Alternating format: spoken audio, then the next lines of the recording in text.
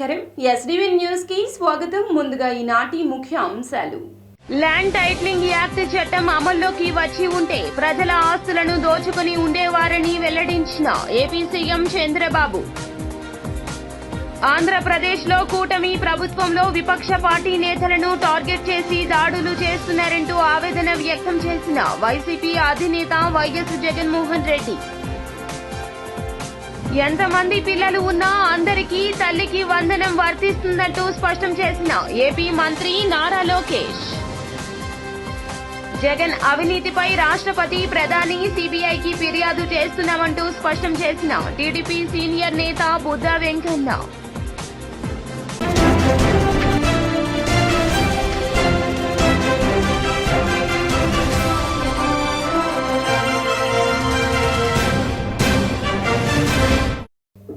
ఇక డీటెయిల్స్ చూస్తే land titling act చట్టం అమల్లోకి వచ్చి ఉంటే ప్రజల ఆస్తులు దోచుకునేవారని సీఎం చంద్రబాబు వెల్లడించారు. ల్యాండ్ టైటిలింగ్ యాక్ట్ రద్దు బిల్లుపై శాసనసభలో చర్చ సాగింది. ఈ చర్చను మంత్రి అనగాని సత్యప్రసాద్ ప్రారంభించారు. హక్కులు లేకుండా చేయడమే ఈ బిల్లు ఉద్దేశ్యంగా కనిపిస్తోందన్నారు.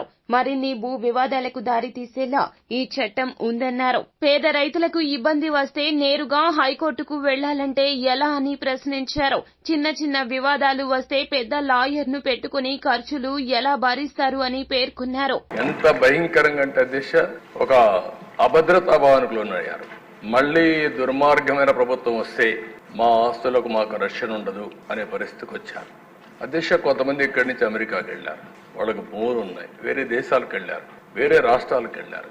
వాళ్ళు గాని ఒక్కొక్కసారి రికార్డులు చెక్ చేసుకోకపోతే, రికార్డులు మారిస్తే తర్వాత ఆ భూమి ఆటోమేటిక్ డీమ్డ్ క్లాసిఫైడ్ చేసేస్తారు, నోటీసులు కూడా పడరు. ఇలాంటి చాలా ఉన్నాయి అధ్యక్ష. ఏది ఏమైనా మేము చెప్పిన తర్వాత చాలా స్పష్టంగా హామీ ఇచ్చాం. హామీ ప్రకారం మొదటి సంతకం ఏదైతే నేను చెప్పానో డిఎస్సి అని మొదటి 5 సంతకాల్లో ఈ ల్యాండ్ టైటిలింగ్ యాక్ట్ కూడా పెట్టి రద్దుకు ప్రతిపాదన పెట్టాం. మొదటి కేబినెట్ లో దీన్ని ఆమోదించాం. మొదటి అసెంబ్లీలో దీన్ని మళ్ళా ఈ చట్టాన్ని రద్దు చేయడానికి ఇది ప్రవేశపెట్టాం. ఇది మా చిత్తశుద్ధిని మరొక్కసారి తెలియజేసుకుంటూ సభ్యులందరూ కూడా దీన్ని ఏకగ్రీవంగా బలపరిచి ఈ నల్ల చట్టానికి మంగళం పాడాల్సిందిగా మరొక్కసారి ప్రార్థిస్తూ, ఈ ప్రభుత్వం ఏ మాత్రం కూడా అజాగ్రత్తగా ఉండం, ప్రజల ఆస్తులు కాపాడుతాం, ప్రాణాలకు రక్షణగా ఉంటాం. ఇలాంటి చట్టాలను ఎట్టి పరిస్థితుల్లో ఆమోదించమని మరొకసారి తెలియజేసుకుంటూ మీ దగ్గర సెలవు తీసుకుంటాం. ఏపీలో కూటమి ప్రభుత్వంలో విపక్ష పార్టీ నేతలను టార్గెట్ చేసి దాడులు చేస్తున్నారని వైసీపీ అధినేత జగన్మోహన్ రెడ్డి ఆరోపించారు. ఢిల్లీ జంతర్ మంతర్లో ధర్నా సందర్భంగా మాజీ ముఖ్యమంత్రి వైఎస్ జగన్ మీడియాతో మాట్లాడారు. ఏపీలో వైసీపీ పార్లమెంటరీ పార్టీ నేతలపైనే దాడి చేశారంటూ ఆరోపించారు. మాజీ ఎంపీ దళిత నేత రెడ్డెప్ప ఇంటిపై దాడికి పాల్పడ్డారన్నారు. రెడ్డెప్ప ఇంటిపై దాడి చేసి కార్లను ధ్వంసం చేశారన్నారు. ఏపీలో లోకేష్ రెడ్ బుక్ రాజ్యాంగం నడుస్తోందన్నారు. ఏపీలో లోకేష్ రెడ్ బుక్ హోర్డింగ్స్ పెట్టారన్నారు. పోలీసులు రెడ్ బుక్ రాజ్యాంగం ప్రకారమే నడుచుకుంటున్నారంటూ దుయ్యబట్టారు. And this kind of hoardings, starting off with Chandrababu Naidu's son, blatantly being displayed all over the state in Andhra Pradesh, where you have a situation where you're giving instructions to the police that our people would vandalize, our people would kill, our people would assault, and there should be no action taken on them. When you have somebody like Nara Lokesh, Chandrababu Naidu's sons holding this red book, and this red book being captured in the form of hoardings, now think about what kind of message it is sending. Now he starts off with a red book at the state level. You have a similar kind of red books being displayed and vengeance being taken at everybody from the grassroots level, at the village level. Now this is the plight of affairs. Now I'd like to question one thing. Today they are in power, tomorrow we could come into power. Yesterday we were in power. But when we were in power, we had never propagated such kind of behavior. We have never encouraged people to take vengeance like this. ఎంతమంది పిల్లలు ఉన్నా అందరికీ తల్లికి వందనం వర్తిస్తుందని మంత్రి నారా లోకేష్ స్పష్టం చేశారు. ఎన్డీఏ ప్రభుత్వం అధికారంలోకి వస్తే ఎంతమంది పిల్లలు ఉంటే అంతమందికి ఇస్తామని ఎన్నికల ప్రచారంలోనే చెప్పామని ఆ మాటకు కూడా కట్టుబడి ఉన్నామంటూ అసెంబ్లీలో మంత్రి లోకేష్ ప్రస్తావించారు. నిబంధనలు రూపొందించేందుకు కాస్త సమయం కావాలన్నారు. ఎలాంటి లోటుపాట్లు లేకుండా రూపొందించడమే తమ లక్ష్యమన్నారు. ఈ అంశంపై మంత్రులతో చర్చిస్తున్నట్లు చెప్పారు. గతంలో ఒక్కొక్కరికి 15,000 ఇస్తామని చెప్పి ఆ తర్వాత 14,000 అనంతరం 13,000కు తగ్గిందన్నారు. గోపాల్ రెడ్డి గారు, లక్ష్మణ్ రావు గారు, బీటీ నాయుడు గారు, వెంకటేశ్వర్ల గారి ఇష్యూ గురించి మాట్లాడారు. అధ్యక్ష, ప్రధానంగా ఎన్డీఏ ప్రభుత్వం అధికారంలోకి వచ్చే ముందల చాలా స్పష్టంగా ఎంతమంది బిడ్డలు ఉంటే అంతమంది బిడ్డలకి ఇస్తామని హామీ ఇస్తాం జరిగింది. ఆ హామీకి మేము కట్టుబడి ఉన్నాం. రెండో అంశం అధ్యక్ష, అందుకే గైడ్ లైన్స్ రూపొందించడానికి కొంచెం సమయం కావాలని అడిగాం. నేను కూడా ఇది కొంచెం సీరియస్గా తీసుకుంటున్నా. మంత్రులందరితో కూడా మేము చర్చిస్తున్నాం. గతంలో జరిగిన లోటుపాట్లు జరగకూడదనేది మా లక్ష్యం. మీరన్నట్టు గతంలో 15,000 రూపాయలని, తర్వాత అది కాస్త నెక్స్ట్ ఇయర్ 14,000కి అయింది, తర్వాత 13,000కి అయింది. 1,000 రూపాయలు టీఎంఎఫ్ అన్నారు, ఇంకో 1,000 రూపాయలు ఎస్ఎంఎఫ్ అని అది డబ్బులు తీసుకుంటాం జరిగింది. అంతేకాకుండా ఎలిజిబిలిటీ క్రైటీరియా కూడా మార్చడం జరిగింది. అధ్యక్ష, గ్రామాలు వచ్చే గల 5,000 రూపాయలు నెలకు వస్తే ఆటోమేటిక్గా వాళ్ళు ఎలిజిబుల్ అనేది, 5,000 కన్నా తక్కువ వస్తే ఎలిజిబుల్ అన్నారు. అట్లా మళ్ళీ దాన్ని మార్చారు. భూమి కూడా అది కూడా మార్చారు. దాని తర్వాత ఎలక్ట్రిసిటీ కన్జంప్షన్ విషయంలో కూడా కొన్ని నుస్ఖలు జరిగినాయి. ఇంతేకాకుండా పాదయాత్రలో కూడా నేను అనేక మందిని కలిసినప్పుడు వాళ్ళు చాలా స్పష్టంగా, మేము ఇప్పుడు అప్పు చేసి ఒక 4-వీలర్ 4th హ్యాండ్ బండి కొన్నాం అంటే 30,000 రూపాయలు 40,000 రూపాయలు పెట్టి ఒక స్కార్పియో కొనుక్కున్నాం. ఇమీడియట్గా తీసుకున్న వెంటనే మా తెల్ల కార్డు పోయింది, దానివల్ల మాకు రావాల్సిన సంక్షేమ కార్యక్రమాలన్నీ పోయినాయని వాళ్ళు నాకు చెప్తాం కూడా జరిగింది. ఇది కూడా మేము డిస్కస్ చేస్తున్నాం.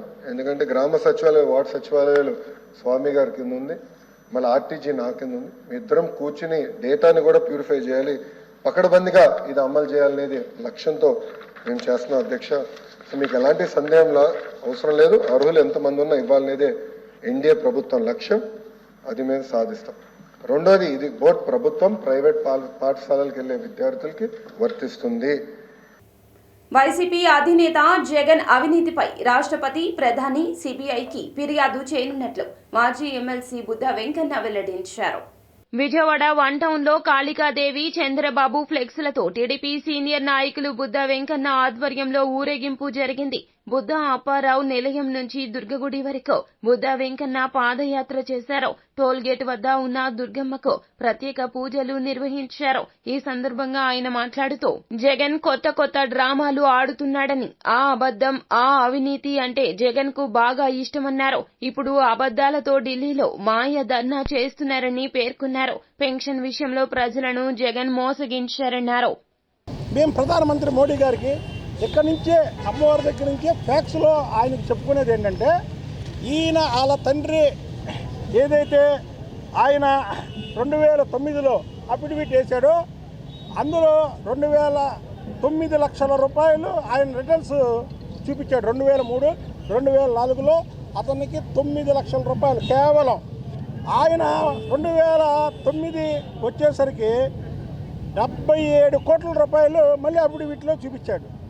అలాగే ఆయన స్థాయి అవినీతి ఎక్కడి వరకు వెళ్ళిపోయింది అంటే, రాజశేఖర రెడ్డి గారు ముఖ్యమంత్రి అయిన తర్వాత అడ్వాన్స్ ట్యాక్స్ 5,000 కోట్ల రూపాయలు అడ్వాన్స్ ట్యాక్స్ కట్టే దీనికి వెళ్ళిపోయాడు. అలాగే అవాళ దానిపై 84,000 కోట్లు, 84 కోట్లు అడ్వాన్స్ ట్యాక్స్ కట్టడం అంటే ఏ స్థాయి అవినీతి జరిగిందో మీరు ఒక్కసారి ఆలోచించుకోండి. 5,000 కోట్ల రూపాయలకి 84 కోట్ల రూపాయలు అడ్వాన్స్ ట్యాక్స్ కట్టాడు. మరి ఇప్పుడంతా వాళ్ళ తండ్రిగా దోచుకున్నప్పుడే ఆయన మీద 42,000 కోట్లు ఈడీ జప్తు చేస్తే, ఇవాళ ఈ 5 సంవత్సరాల్లో ఇసుక, మద్యం, గ్రానైట్ రకరకాల దోపిడీలు చేశాడు. డూండి సేవా సమితి ఆధ్వర్యంలో 72 అడుగుల మట్టి గణపతి విగ్రహాన్ని ఏర్పాటు చేస్తున్నట్లు ఇది హర్షణీయమని ఎంపీ కేశినేని చిన్ని సతీమణి జానకి లక్ష్మి వెల్లడించారు. డూండి గణేష్ సేవా సమితి ఆధ్వర్యంలో విజయవాడ పశ్చిమ నియోజకవర్గం లేబర్ కాలనీ సెంటర్ సితారా జంక్షన్ లో 72 అడుగుల మట్టి గణపతి భారీ విగ్రహాన్ని ఏర్పాటుకు శంకుస్థాపన మహోత్సవం ఘనంగా నిర్వహించారు. విజయవాడ పార్లమెంటు సభ్యులు కేశినేని శివనాథ్, సతీమణి కేశినేని జానకి లక్ష్మి, టీడీపీ ఉత్తరాంధ్ర ఇన్ఛార్జ్ మాజీ ఎమ్మెల్సీ బుద్దా వెంకన్నలు పాల్గొని 72 అడుగుల మట్టి వినాయకుణ్ణి ప్రతిష్ఠించే ప్రదేశంలో నిర్వహించిన శంకుస్థాపన కార్యక్రమంలో పాల్గొని ప్రత్యేక పూజలు చేశారు. ఈరోజు ఇక్కడ పర్యావరణ పరిరక్షణ కొరకు ఇక్కడ 72 అడుగుల వినాయకుడిని పెట్టడం జరిగిందండి. మట్టి వినాయకుడు కాబట్టి పర్యావరణం రక్షిస్తుందని, అలాగే మనం అందరం చాలా హ్యాపీగా వినాయకుడి కోసం ఇవన్నీ చేయటం జరిగిందండి. గత ప్రభుత్వంలో అవన్నీ నాశనం అవ్వటం జరిగింది. మళ్ళీ మనం అందరం ఆనందంగా మళ్ళీ వినాయకుడిని నిలబెట్టడం జరిగిందండి. అందుకని అంటే ఎంపీ గారు ఢిల్లీలో ఉన్న సందర్భమున నేను వచ్చి ఇది హాజరవ్వటం జరిగిందండి. నాకు కూడా చాలా ఆనందంగా ఉందండి దీంట్లో పాల్గొనటం అనేది. విజయవాడలో గత 10 సంవత్సరాలుగా దాదాపు పెట్టడమే కాకుండా పర్యావరణాన్ని రక్షించే విధంగా, పర్యావరణాన్ని కాపాడే విధంగా ఏంటంటే ప్లాస్టర్ ఆఫ్ ప్యారిస్తో చేసో ఇంకో వాటితో చేసి ఊరేగించి ట్రాఫిక్కి అడ్డం, ప్రజలకి ఇబ్బంది పెట్టడం, ఇవన్నీ రకరకాల కార్యక్రమాలు ఉన్నాయి. ఇవన్నిటికీ భిన్నంగా ఒక డూండి వినాయకుడిని స్థాపించి ఏ స్థలంలో అయితే మట్టితో స్థాపిస్తారో అదే స్థలంలో వినాయకుడి నిమజ్జనం అంటే వాటర్తో చేసి ఆ మట్టిని తలా కొద్దిగా ఇంటికి తీసుకెళ్ళి మన తులసి మొక్కలో వేసి, అంటే నిజంగా ఇది చాలా భక్తి శ్రద్ధలతో ఇప్పుడు ఒక వినాయకుడిని మనం ప్లాస్టర్ ఆఫ్ ప్యారిస్తో చేయడం తప్పు. ఆ వినాయకుడిని తీసుకెళ్ళి నదిలో కలపడం తప్పు. ఆ నదిలో నీళ్ళు మనమే తాగుతాం, మన అనారోగ్యం. ఇవన్నిటిని ఆలోచించి ఈ మంచి కార్యక్రమం, ఆ కార్యక్రమం కూడా ఒకే ఒక కమ్యూనిటీ, అది కూడా వైశ్య కమ్యూనిటీ వాళ్ళు ఈ కార్యక్రమాన్ని తీసుకొని రాష్ట్రానికే కాదు భారతదేశానికే ఒక ఆదర్శం. వినాయకుడికి పూజలు చేయాలి, వినాయక చవితులు చేయాలి, మనకు మొదట వచ్చే పండగ వినాయకుడి పండగ చెయ్యాలి. కానీ చేసే పద్ధతి ఇది, దేవుణ్ణి కొలిచే పద్ధతి ఇది. ఈ రకంగా మనం దేవుణ్ణి కొలిస్తే మనకే బాగుంటుంది, మన ఆరోగ్యాలు బాగుంటాయి. అలాగే దేవుడికి కూడా దేవుడి మట్టి కృష్ణానదిలో కలిపేస్తే ఏముంటుందండి? వినాయక చవితి వేడుక ప్రతి ఇంట్లో కూడా దేశవ్యాప్తంగా అంగరంగ వైభవంగా జరుపుకోవడం మనం చూస్తూ ఉన్నాం. అందులో భాగంగా ప్రతి ఏటా కూడా పర్యావరణ పరిరక్షణలో భాగంగా మట్టి వినాయకుడిని అద్భుతంగా తయారు చేసి దాదాపు 72 అడుగులు వినాయకుడిని ఇక్కడ మట్టితోని తయారు చేస్తామని చెప్పి ఈ యొక్క కమిటీ సభ్యులు డూండి రాకేష్ మిత్రబృందం చెప్తా ఉన్నారు. చాలా అద్భుతం. మొన్నటి వరకు సెంట్రల్ నియోజకవర్గంలో అయితే సిటీలో ఇతర ప్రాంతాల్లో చేస్తున్నటువంటి ఈ యొక్క కార్యక్రమం ఈరోజు విజయవాడ వెస్ట్లో కూడా నిర్వహించడం చాలా ఆనందదాయకమైన విషయం. ఈ యొక్క కార్యక్రమం అద్భుతంగా జరగాలి. ఎక్కడైతే వినాయకుడిని పూజించబడి ఏపీ అసెంబ్లీ సమావేశాలు బుధవారం ఉదయం ప్రారంభమయ్యాయి. ఈ సందర్భంగా వైసీపీ ప్రభుత్వ హయాంలో ఇసుక కుంభకోణంపై అసెంబ్లీలో చర్చ మొదలయ్యింది. అవకతవకలకు పాల్పడిన వారిపై ఎటువంటి చర్యలు తీసుకున్నారు అంటూ పరుచూరు ఎమ్మెల్యే సాంబశివరావు ప్రశ్నించారు. దీనిపై మంత్రి కొల్లు రవీంద్ర సమాధానమిస్తూ జేపీ వెంచర్స్ 842 కోట్లు ప్రభుత్వానికి బకాయి పడిందని చెప్పారు. రాష్ట్రంలో ఏ ప్రశ్నకి రాష్ట్రంలోని 13 జిల్లాల్లో జేపీ పవర్ వెంచర్స్ లిమిటెడ్ చేపడుతున్నటువంటి అశాస్త్రీయ ఇసుక మైనింగ్ అంశం ప్రభుత్వం దృష్టికి వచ్చింది అధ్యక్ష. పర్యావరణ క్లియరెన్స్ అనుమతులు షరతులను జేపీ పవర్ వెంచర్స్ లిమిటెడ్ ఉల్లంఘించిందన్న విషయం ప్రభుత్వం దృష్టికి వచ్చింది అధ్యక్ష. సి ప్రశ్నకు అధ్యక్ష, ఆంధ్రప్రదేశ్ నదీ తీరాల్లో భారీ పర్యావరణ క్షీణత వాటిల్లేలా 2016 స్థిరమైనటువంటి ఇసుక మైనింగ్ నిర్వహణ మార్గదర్శకాలు కింద సమకూర్చిన విధంగా మానవ శ్రమ విధానాన్ని బదులుగా యాంత్రీకరణ విధానాన్ని జేపీ పవర్ వెంచర్స్ లిమిటెడ్ వినియోగించిన విషయాన్ని ప్రభుత్వం గుర్తించింది అధ్యక్ష.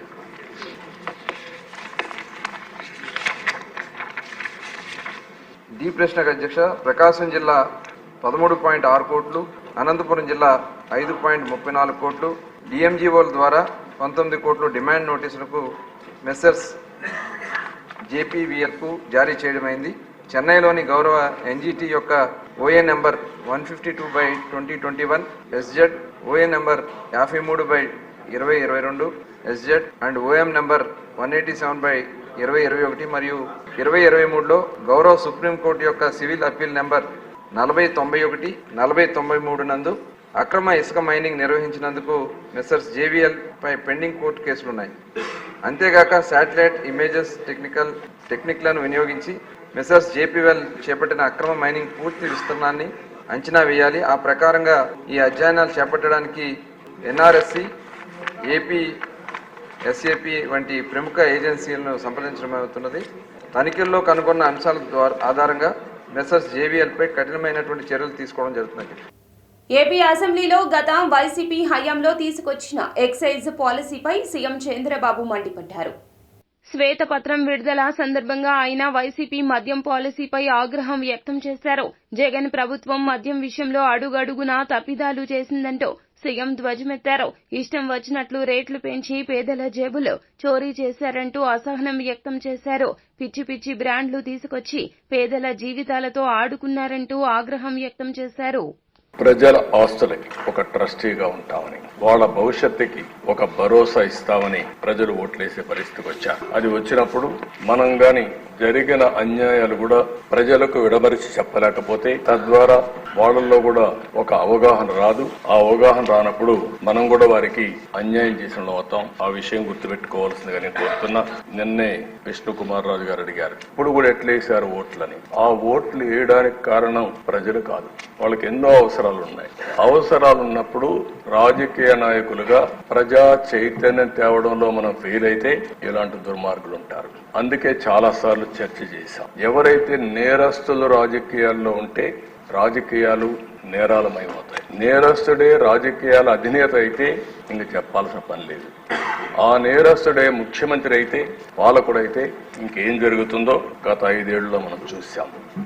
ఈ విషయాన్ని అందరం అధ్యయనం చేసుకోవాల్సిందిగా నేను మిమ్మల్ని అందరినీ కోరుతున్నా. ఇక్కడ నేను తీసుకున్న దాంట్లో అందరికీ అర్థమయ్యేట్టుగా పవర్ పాయింట్ ప్రెజెంటేషన్ ఇచ్చా. మీరు ఒకసారి చదవండి. చదివిన తర్వాత అర్థం కాకపోతే మళ్ళీ కావాలంటే మీరు డౌట్స్ క్లారిఫై చేస్తాం.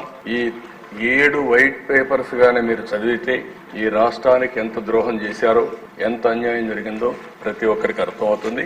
ఈ రోజు మనందరం కూడా రాష్ట్రంలో ఎన్డీఏ గెలిచింది. గెలిచిన తర్వాత అఖండ విజయం, ఒక హిస్టారికల్ విక్టరీ వచ్చింది. కేంద్రంలో నిన్న బడ్జెట్ లో ప్రత్యేకంగా పెట్టి మనకు డబ్బులు ఇస్తే మనం ఆనందపడ్డాం, ధన్యవాదాలు తెలియజేశాం. అదే సమయంలో ఈ రాష్ట్రంలో జరిగినటువంటి దోపిడీ మనం ప్రజలకు చెప్పి ప్రజల్లో కూడా చైతన్యం చేయాల్సిన బాధ్యత మనందరిపైన ఉందని చెప్పి నేను తెలియజేస్తున్నాను. పశ్చిమ గోదావరి జిల్లాలో కాంగ్రెస్ పార్టీ రాష్ట్ర అధ్యక్షురాలు వైఎస్ షర్మిల పర్యటించారు. వర్షాల వల్ల దెబ్బతిన్న పంట పొలాలను ఆమె పరిశీలించి రైతులతో మాట్లాడి పంట నష్టం వివరాలు అడిగి తెలుసుకున్నారు. పంట నష్టపోయిన రైతులకు ఎంతవరకు ప్రభుత్వం ఆదుకోకపోవడం దుర్మార్గమంటూ ఈ సందర్భంగా ఆమె దుయ్యబట్టారు. పశ్చిమ గోదావరి జిల్లాలో చాలా పంట నష్టం జరిగిందన్నారు. దాదాపు 40,000 ఎకరాల్లో పంట నష్టం వాటిల్లిందని పేర్కొన్నారు.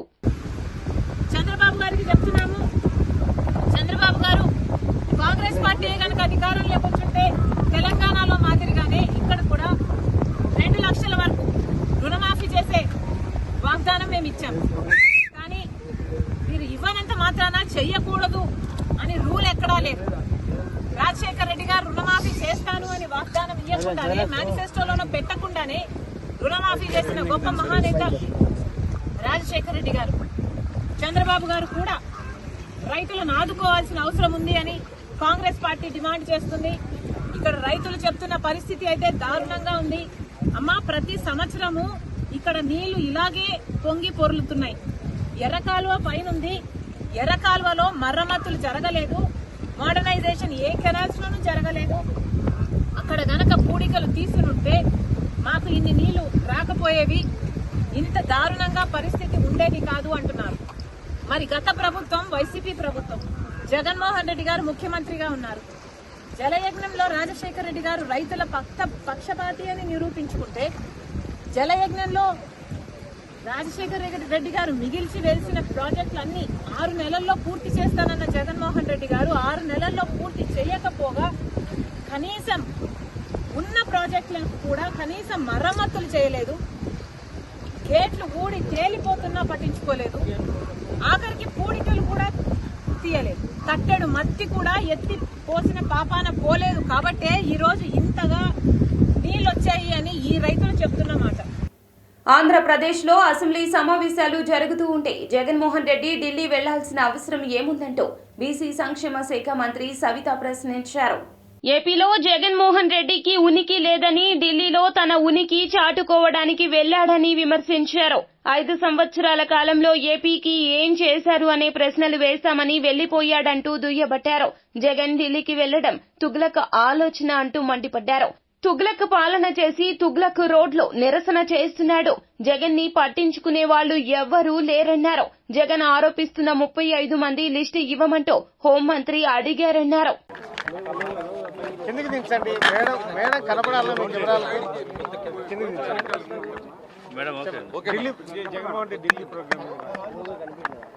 జగన్మోహన్ రెడ్డి గారు ఇక్కడ అసెంబ్లీ జరుగుతా అంటే అక్కడికి వెళ్లాల్సిన అవసరం ఏంటో మరి మాకైతే తెలియదు. ఎందుకంటే మరి ఇక్కడ ఆయన ఉనికి ఎలాగో లేదు. అక్కడికి వెళ్తే ఏదో ఢిల్లీ మీడియా అంతా వస్తుంది, నేషనల్ మీడియా వస్తుంది, నా ఉనికి చాటుకుందామని వెళ్ళారే తప్ప సమస్య ఇక్కడ కదా. 5 సంవత్సరాలుగా ఆయన ఏం చేశారో ఇక్కడ మేము ప్రశ్నలు వేస్తాము, అభివృద్ధి ధ్యేయంగా పనిచేస్తున్నామని తెలుసుకొని ఇక్కడ సమస్యలు చూసుకోకుండా ఢిల్లీకి వెళ్లాల్సిన అవసరం ఏముందండి? మరి తుగ్లక్ పాలన కాదా ఇది? తుగ్లక్ ఆలోచన కాదా? గతంలో 5 సంవత్సరాలు ఆ తుగ్లక్ పరిపాలనలో రాష్ట్రాన్ని ఏ విధంగా చేశారో మళ్ళీ ఇప్పుడు వెళ్ళి ఆ తుగ్లక్ రోడ్లో తుగ్లక్ నిరసన తెలియజేస్తే ఎవరు పట్టించుకుంటారండి? ఆయన ఉనికి చాటుకునే దానికోసం ఈ ప్రయత్నాలు చేస్తున్నారు తప్ప ఇంకోటి. రాష్ట్రంలో అరాచకాలు చేశారు అని చెప్పేసి ఈ విషయాన్ని, రాష్ట్ర విషయాన్ని కేంద్రం దృష్టికి సార్, యావత్తు రాష్ట్రపతి దృష్టికి తీసుకెళ్తా అంటున్నాడు, ప్రధానమంత్రి అన్నాడు, కేంద్ర మంత్రి అన్నాడు. ఏం చేస్తారు సార్? ఏం చేస్తారు సార్? రాష్ట్రంలో ఏం జరుగుతుందో మీరు అందరూ చూస్తున్నారు. ప్రతిరోజు ఎన్డీఏ గవర్నమెంట్, చంద్రబాబు నాయుడు గారు, పవన్ కళ్యాణ్ గారు ఒకటే మాకు దిశ నిర్దేశిస్తున్నారు. మనం అభివృద్ధి వైపే వెళ్దామే తప్ప కక్ష సాధింపు చర్యలు వద్దన్నారు. మరి ఆ 35 మంది లిస్ట్ అడిగారు, హోమ్ మినిస్టర్ గారు అడిగారు, ఎవరయ్యా బాబు 35 మంది? నీకేమన్నా చిన్న మెదడు ఏమన్నా పోయిందా? ఎందుకు ఇలా మాట్లాడుతున్నావు? ఎవరు దాంట్లో? తెలుగుదేశం వాళ్ళు, వైసీపీ వాళ్ళు, ఎవరు? వాళ్ళ సొంత కక్షలతో వాళ్ళు చంపుకొని గంజాయి తాగి వాళ్ళు చంపితే అది మరి తెలుగుదేశం పార్టీ మీద వేయడం గత 5 సంవత్సరాలుగా ఏం జరిగిందో జగన్మోహన్ రెడ్డి గారు మర్చిపోయారా అని కూడా తెలియజేస్తారు. అసెంబ్లీ సమావేశాలు జరుగుతుంటే ఇక్కడ రాకుండా ఆయన ఢిల్లీ అధ్యక్షుడు, దీన్ని ఎలా అర్థం చేసుకోవాలి? ప్రజలకు ఎలాంటి మెసేజ్? సార్, ప్రజలందరికీ అర్థమైపోయింది. నేను మీడియా ద్వారా తెలియజేసేది ఒకటే, ఆయన ఉనికి చాటుకునే దానికోసం ఆయన ఈ ప్రయత్నాలు చేస్తున్నారు తప్ప ఇంకేమీ లేదు. ప్రజలందరికీ తెలుసు, ఎన్డీఏ ప్రభుత్వం అయితేనే ఈ రాష్ట్రాన్ని అభివృద్ధి చేయగలదన్న ఉద్దేశంతోనే సంపూర్ణమైన మెజార్టీ ఇచ్చారు. మేము కూడా అదే లక్ష్యంతో వెళ్తున్నాం. 5 ఏళ్ల కాలంలో రాష్ట్రానికి రావాల్సిన నిధులు, ప్రత్యేక హోదాపై ఏనాడైనా జగన్మోహన్ రెడ్డి ఢిల్లీలో ధర్నా చేశారా అంటూ మంత్రి డోలా వీరాంజనేయులు ప్రశ్నించారు. రాజధాని నిర్మాణానికి 15,000 కోట్ల రూపాయలు కేంద్రం నుండి తీసుకురావడం చంద్రబాబు ఘనత అంటూ ఆయన ఈ సందర్భంగా పేర్కొన్నారు. మాత్రమే ఈరోజు నా వెనకాల 4 ఉన్నారని చెప్పేసి ప్రదర్శన చేయడానికి ఈరోజు ఢిల్లీలో దీక్షలో కూర్చుంటారన్న జగన్మోహన్ రెడ్డి సిగ్గుపడాలా. ఏ రోజైనా ప్రత్యేక హోదా గురించి నువ్వు కేంద్రాన్ని నిలదీసావని అడుగుతున్నా జగన్మోహన్ రెడ్డిని. ఏ రోజైనా సరే ప్రత్యేక హోదా గురించి 1 గంటన్నా నువ్వు దీక్ష చేసావా ఢిల్లీలో? ఏ రోజైనా ఈరోజు ప్రజల గురించి, రాష్ట్ర నిధుల గురించి జగన్మోహన్ రెడ్డి ఏ రోజు మాట్లాడలేదు. ఢిల్లీలో రాష్ట్ర పరువుని తాకట్టు పెట్టినటువంటి జగన్మోహన్ రెడ్డికి రాష్ట్ర ప్రతిష్ట 2 సార్లు వెళ్ళగానే ఈరోజు ఢిల్లీ నుండి నిధులు తీసుకొచ్చాడు, కేంద్రం నుండి నిధులు తీసుకొచ్చారు చంద్రబాబు గారు. రాజధాని 15,000 కోట్లు తీసుకురావడం ఈరోజు ప్రజలందరూ హర్షిస్తున్నారు. అలాగే పోలవరం ప్రాజెక్టు నిధులు తీసుకొచ్చారు చంద్రబాబు గారు. 2 సార్లు వెళ్తేనే నిధులు తీసుకొచ్చారు చంద్రబాబు గారు. కానీ 36 సార్లు ఢిల్లీ తిరిగిన జగన్మోహన్ రెడ్డి రాష్ట్రానికి ఏం సాధించాడని నేను అడుగుతా ఉన్నా. సొంత కేసులు మాఫీ కోసం, అట్లాగే బాబాయ్ హత్యలో నిందితుల్ని కాపాడుకోవడం కోసం నువ్వు ఢిల్లీ వెళ్ళావు. కానీ నీ వ్యక్తిగత స్వార్థ ప్రయోజనాల కోసం జగన్మోహన్ రెడ్డి ఢిల్లీ వెళ్ళాడు. కానీ ఏ రోజైనా రాష్ట్ర ప్రయోజనాల కోసం ఆలోచించాడా అని నేను అడుగుతున్నా జగన్మోహన్ రెడ్డిని. ఈరోజు జగన్మోహన్ రెడ్డి శవ రాజకీయాలు చేయటం, ఢిల్లీలో దీక్ష చేయటం సిగ్గుసేటు. ఇలాంటి ప్రజలందరూ గమనిస్తున్నారు. ప్రజలు బుద్ధి చెప్పినా సిగ్గురా అనేటువంటి జగన్మోహన్ రెడ్డి స్థలం దించుకోవాల్సిన అవసరం ఉంది. ప్రజలకి, రాష్ట్ర ప్రజలకి క్షమాపణ చెప్పాలని నేను డిమాండ్ చేస్తున్నా. వైసీపీ అంటేనే భూదాహం మాదిరిగా పాలన సాగించారని ఎమ్మెల్సీ పంచుమర్తి అనురాధ మండిపడ్డారు. అందరికీ కూడా నమస్కారం అండి. ఈరోజు రాష్ట్ర చరిత్రలోనే మరవలేని రోజు అని చెప్పచ్చు.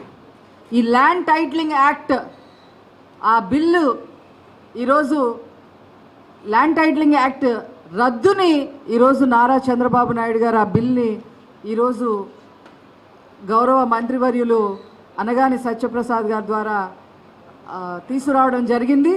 శాసనసభలో, శాసన మండలిలో కూడా మరి ఆమోదం పొందడం జరిగింది. ఇది మామూలు విషయం కాదు అని చెప్పడానికి నేను మీ అందరి ముందుకి వచ్చాను. వైసీపీ ప్రభుత్వం ఇంతకు ముందు వాళ్ళ భూదాహానికి అంతు లేకుండా పోయిందండి. వైసీపీ అంటేనే భూదాహం, భూదాహం అంటేనే వైసీపీ జగన్మోహన్ రెడ్డి గారు అని చెప్పక తప్పదు. మరి ఈ ప్రభుత్వం, గత ప్రభుత్వంలో వైసీపీ ప్రభుత్వం 14 లక్షల ఎకరాల అసైన్డ్ భూములు, ముఖ్యంగా బడుగు బలహీన వర్గాలని సంబంధించిన భూములన్నీ కాజేసిన విషయం మీ అందరికీ కూడా గుర్తు చేస్తున్నా. అంతేకాకుండా సెంటు పట్టా భూమితో మొదలుకొని ఆ యొక్క ప్రక్రియ స్టార్ట్ చేసి నాయకులే, వైసీపీ నాయకులే గవర్నమెంట్ ఖజానా నుంచి రేట్లు వేసేసుకొని గజానికింత, సెంటుకింత అని చెప్పి రేట్లు వేసేసుకొని లక్షల వేల కోట్లు డబ్బులు సంపాదించేసిన విషయం మీరు చూశారు. విజయవాడలో ఉన్న హెల్త్ యూనివర్సిటీకి ఎన్టీఆర్ హెల్త్ యూనివర్సిటీగా పేరు మారుస్తూ అసెంబ్లీలో బిల్లు ఆమోదించడం జరిగిందని నర్సరావుపేట ఎమ్మెల్యే అరవింద బాబు వెల్లడించారు. ప్రభుత్వం తీసుకున్న ఈ చర్యతో వైద్యులందరిలో సంతోషం వెల్లివిరుస్తోందని ఆయన పేర్కొన్నారు. మరి నర్సరావుపేట ఎమ్మెల్యే అరవింద్ బాబుని మీడియా ముఖంగా మాట్లాడుతున్నాను.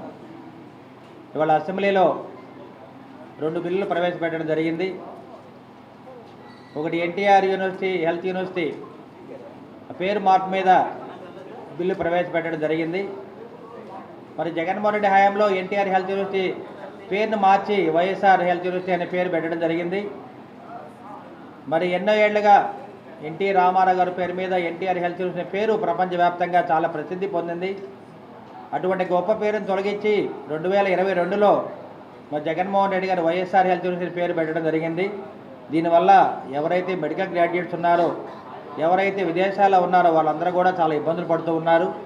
5 ఏళ్లకు ఒకసారి ఇండియా వచ్చి స్టడీ సర్టిఫికేట్ తీసుకోవాల్సిన పరిస్థితి ఉంది. కాబట్టి మరి ఎన్టీఆర్ హెల్త్ యూనివర్సిటీలో నుంచి స్టడీ సర్టిఫికేట్ తీసుకెళ్ళిన వాళ్ళందరూ కూడా మళ్ళీ YSR health university study certificate తీసుకెళ్తుంటే అక్కడ వాళ్ళందరూ కూడా ఇది ఒక ఫేక్ సర్టిఫికేట్ అని మరి కామెంట్ చేయడం జరిగింది. కాబట్టి ఎన్నో ఇబ్బందులు పడుతున్న విదేశాల్లో ఉన్న మెడికల్ గ్రాడ్యుయేట్స్ అందరూ కూడా అండగా ఉండడానికి వాళ్ళ నారా చంద్రబాబు నాయుడు గారు, హెల్త్ మినిస్టర్ గారు అందరూ కూడా బిల్లును పాస్ చేయడం జరిగింది. ఆ బిల్లు ప్రాముఖ్యత ఏంటంటే ఏదైతే వైఎస్ఆర్ హెల్త్ యూనివర్సిటీ పేరు మీద ఉన్న ఆ పేరును తొలగించి వాళ్ళ ఎన్టీఆర్ హెల్త్ యూనివర్సిటీ పేరును మళ్ళీ బిల్లు పెట్టుకొని వాళ్ళ ప్రవేశపెట్టడం జరిగింది. కాబట్టి ఇవాళ మేమందరం కూడా రాష్ట్ర వ్యాప్తంగా డాక్టర్లందరూ కూడా చాలా సంతోషంగా ఉన్నారు. విదేశాల్లో కూడా అందరూ కూడా మెడికల్ గ్రాడ్యుయేట్ చాలా సంతోషంగా ఉన్నారు. ఈ కార్యక్రమాన్ని ముందు నడిపించిన నారా చంద్రబాబు నాయుడు గారికి ఒక డాక్టర్గా నేను కృతజ్ఞతలు తెలియజేస్తూ ఉన్నాను. అదేవిధంగా 2వ బిల్లు ల్యాండ్ టైటిల్ యాక్ట్. ఏపీలో ఫేక్ రాజకీయాలు, ఫేక్ ప్రచారం మాత్రమే వైసీపీ సిద్ధాంతమని హోంమంత్రి వంగలపూడి అనిత ఆరోపించారు. ఇంకా వైసీపీ అధికారంలో ఉన్నామనే భ్రమలో ఉంటూ అబద్దపు ప్రచారాలు చేస్తున్నారంటూ మండిపడ్డారు. వైనాట్ 175 అని 11 సీట్లు కూడా తెచ్చుకోలేదంటూ ఎద్దేవా చేశారు. యాక్చువల్గా సార్ మామూలుగా చూసుకుంటే ప్రతి రాజకీయ పార్టీకి కూడా ఏదో ఒక సిద్ధాంతం ఉంటుంది. అది అభివృద్ధి అవనియండి, వెల్ఫేర్ అవనియండి, ఏదో ఒక సిద్ధాంతంతో రాజకీయ పార్టీలు పెట్టుకోవడం ఒకటైతే ప్రజా సమస్యల పరిష్కారం అని వాట్ ఎవర్ ఇట్ మేబీ కొన్ని సిద్ధాంతాలతో కొన్ని రాజకీయ పార్టీలు వస్తాయి బయటికి. కాకపోతే మన దురదృష్టం ఏంటంటే ఈ ఆంధ్రప్రదేశ్ రాష్ట్రంలో మొన్నటి వరకు ఉన్న వైఎస్ఆర్సీపీ, ఈరోజు ప్రతిపక్షం అనుకుంటున్న వైఎస్ఆర్సీపీ ఈరోజు పరిస్థితి ఏంటంటే వాళ్ళది ఒకటే సిద్ధాంతం, ఒక ఫేక్ రాజకీయం, ఫేక్ ప్రచారం, కళ్ళబొల్లి మాటలు, అబద్ధాలు, నంగనాచి కబుర్లు, ఇవే సిద్ధాంతాలతో వెళ్ళడమే కాకుండా ఈ రోజుకి కూడా మొన్నటి వరకు వాళ్ళు అధికారంలో ఉన్నారు కాబట్టి ఇంకా మేము అధికారంలోనే ఉన్నాము అన్న భ్రమతోనో, లేకపోతే అధికారాన్ని తొందరగా రావాలన్న ఆతృతతోనో తప్పు మీద తప్పులు చేస్తూ ప్రజలకి అడ్డగా బుక్ అయిపోతున్నారన్న సంగతి మనందరికీ కూడా అర్థమవుతుంది. ఎందుకు ఈ మాట చెప్తున్నానంటే, నిన్న మొన్నటి వరకు వైనాట్ 175 అని ఎలక్షన్ల ముందు వరకు మాట్లాడి, ఎలక్షన్లు అయిన తర్వాత సుమారుగా 175 సీట్లు కాదు కదా, కనీసం 17 సీట్లు కూడా తెచ్చుకోలేక 11 సీట్లకే పరిమితమైపోయి ఎలా మొహం చూపించుకోవాలో తెలియక ఆంధ్ర రాష్ట్రంలోని కనుక ఎటువంటి ధర్నాలైనా చేపడితే రోడ్డు మీదకి వచ్చి ప్రజలు తంతారని సంగతి భావించి వైసీపీ ప్రభుత్వ హయాంలో అక్రమంగా నిర్బంధించి కేసులు పెట్టి వేధించారని రెడ్డి గౌతమ్ గత ప్రభుత్వంపై ఆరోపణలు గుప్పించారు. విశాఖపట్నం జిల్లా చోడవరం నివాసి రెడ్డి గౌతమ్ ఆధ్వర్యంలో మీడియా సమావేశం జరిగింది. ఈ సమావేశంలో ఆయన మాట్లాడుతూ 2019లో జగన్మోహన్ రెడ్డి ఆధ్వర్యంలోని వైసీపీ ప్రభుత్వం వచ్చాక తనను కక్షపూరితంగా నిర్బంధించి తన ఆస్తులు లాక్కోవాలని ప్రయత్నించారన్నారు. కేసులు పెట్టి హింసకు గురి చేశారన్నారు. 2019లో తనపై అక్రమంగా కేసులు పెట్టినప్పుడు లాయర్ రవితేజ న్యాయ పోరాటం చేశారని, ఆ క్రమంలో రెడ్డి గౌతమ్ కేసులో పౌర హక్కుల ఉల్లంఘన జరిగిందని అప్పటి హైకోర్టు వ్యాఖ్యానించిందని తెలిపారు. హైకోర్టు అడ్వకేట్ మన రవితేజ గారు ఒక్కరో ఇతని పక్షాన్ని నిలబడి పోరాటం చేసి ఈ బాధితునికి న్యాయం చేశాడు అనమాట. అయితే దానిలో హైకోర్టు జడ్జి గారు రాకేష్ కుమార్ గారు డైరెక్ట్ చెప్పారనమాట, జగన్మోహన్ రెడ్డి డైరెక్ట్ గా మీరే రాజ్యాంగ విచ్ఛిన్నం చేస్తున్నారు, ఇది నేను డైరెక్ట్ రికార్డ్ చేస్తాను అంటే జగన్మోహన్ రెడ్డి అప్పుడు సుప్రీంకోర్టుకి వెళ్ళి ఆ కేసు, ఇప్పుడు సుప్రీంకోర్టులో నడుస్తుంది ఆ కేసు, దాన్ని ఓపెన్ చేసి నేను అలా చేయలేదు అని ఆయన చెప్పుకోవాలి. ఇంకోటి ఏంటంటే 2019 నుంచి 24 వరకు ఈ 5 ఏళ్ల పాలనలో రాజ్యాంగ విచ్ఛిన్నం అని జరగని వ్యవస్థ అంటూ ఏదీ లేదు. ఎన్విరాన్మెంటల్ నాశనం చేశారు, ప్రతి ప్రభుత్వ వ్యవస్థను అన్నింటినీ నాశనం చేశారు. ఈ రోజు ఢిల్లీకి లాగా ప్రలోభ పెట్టి ఆయన శక్తి సామర్థ్యాలందరినీ ఉపయోగించి మొత్తాన్ని 19 కేసులు వాపసు తీసుకుంటే ఈ బాధితుడు ఒక్కడే ఈ రాజ్యాంగం విచ్ఛిన్నం జరుగుతుంది అని తన పిటిషన్ ఒకటే నిలబడటం జరిగింది. అయితే దాంట్లో విచిత్రం ఏంటంటే, ఈరోజు ఢిల్లీలో జగన్మోహన్ రెడ్డి అక్కడ వెళ్ళి ఏదో ధర్నా చేస్తున్నారు కదా, అయితే ఆ కేసు ఇప్పుడు సుప్రీంకోర్టులో ఉంది, అది పెండింగ్ లో ఉంది. ఫస్ట్ అతను జగన్మోహన్ రెడ్డి చేయాల్సింది ఏంటంటే ఆ సుప్రీంకోర్టులో ఉన్న ఆ జడ్జిమెంట్ తీసుకోవాలి. ఫస్ట్ నేను రాజ్యాంగాన్ని ఏం చేయట్లేదు అని ఆయన ఫస్ట్ బయటకు వచ్చి ఆయన కేసు నుంచి బయటపడిన తర్వాత వాళ్ళకి రావాలి. ఆయన ఏదో దెయ్యాలు వేదాలు వల్లినట్టు ఈరోజు. వార్తలు ముగించే ముందు ముఖ్య అంశాలు మరోసారి. ల్యాండ్ టైటిలింగ్ యాక్ట్ చట్టం అమల్లోకి వచ్చి ఉంటే ప్రజల ఆస్తులను దోచుకుని ఉండేవారని వెల్లడించిన ఏపీ సీఎం చంద్రబాబు. ఆంధ్రప్రదేశ్లో కూటమి ప్రభుత్వంలో విపక్ష పార్టీ నేతలను టార్గెట్ చేసి దాడులు చేస్తున్నారంటూ ఆవేదన వ్యక్తం చేసిన వైసీపీ అధినేత వైఎస్ జగన్మోహన్ రెడ్డి. ఎంతమంది పిల్లలు ఉన్నా అందరికీ తల్లికి వందనం వర్తిస్తుందంటూ స్పష్టం చేసిన ఏపీ మంత్రి నారా లోకేష్. జగన్ అవినీతిపై రాష్ట్రపతి, ప్రధాని, సిబిఐకి ఫిర్యాదు చేస్తున్నామంటూ స్పష్టం చేసిన టీడీపీ సీనియర్ నేత బుద్ధ వెంకన్న. ఎస్బీవీ న్యూస్ సమాప్తం. నమస్కారం.